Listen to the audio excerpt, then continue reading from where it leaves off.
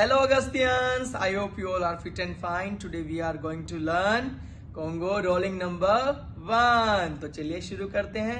जैसे कि आप सबको पता है कोई भी बीट या रोलिंग शुरू करने से पहले उसकी काउंटिंग को लर्न करना पड़ता है। तो आइए सीखते हैं सबसे पहले काउंटिंग। तो हमारी काउंटिंग है 1 2 3 4 5 1 2 1 2। मैं फिर से बता देता हूँ 1 2 3 4 5 1 2 1 2।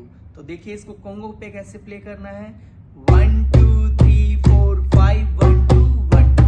फिर से देखिएगा 1 2 3 4 5 1 2 1 2। तो चलिए इसको एक बीट के साथ प्ले करके देखते हैं कि कैसे प्ले करते हैं।